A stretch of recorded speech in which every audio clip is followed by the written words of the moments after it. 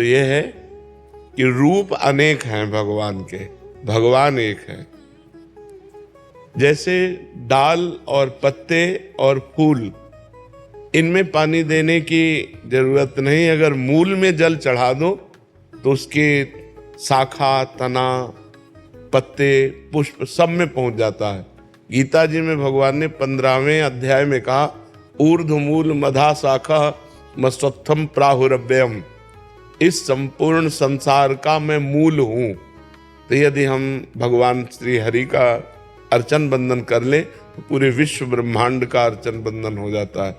अब राम जी को पूजो, चाहे हनुमान जी को पूजो, चाहे शिव जी को पूजो, चाहे हरि जी को पूजो, वो एक भगवान है, वो रूप अनेक धारण किए हुए।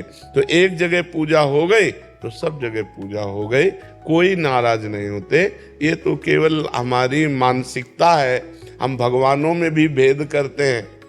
वही आवश्यकता पड़ी तो दुर्गा बन गया, वही आवश्यकता पड़ी तो काल भैरव बन गया, वही आवश्यकता पड़ी जब जब जहां जैसी आवश्यकता पड़ी, देखो नरसिंह बन गया। कितना सुंदर ठाकुर है। राम रूप में देखो कितने सुंदर राम जी, कृष्ण रूप में देखो कितने सुंदर कृष्ण जी, और भयंकर रूप में देखो तो नरसिंह जी। पूरा त्रिभुवन कांप रहा था, ऐसा भगवान ने रूप धारण किया। तो अब जब जहां जैसी आवश्यकता पड़ी, हमारे भगवान ने वो रूप धारण कर लिया।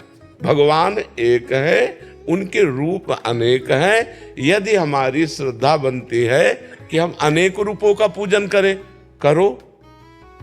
अगर हमारा प्रेम बढ़ रहा है किसी एक रूप में, तो फिर एक रूप के पूजन से ही सबका पूजन हो जाता है। एक जगह अगर हम भाव से पूजा कर दी तो सब प्रसन्न हो गए।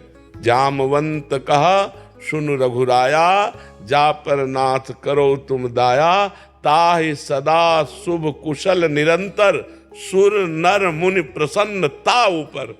जितने भी देवता हैं, सुर माने देवता, नर माने मनुष्य, और मुनि, सब उस पर प्रसन्न हो जाते हैं जिस पर भगवान श्री हरि प्रसन्न हो जाते हैं। जा पर कृपा राम की होई, ता पर कृपा।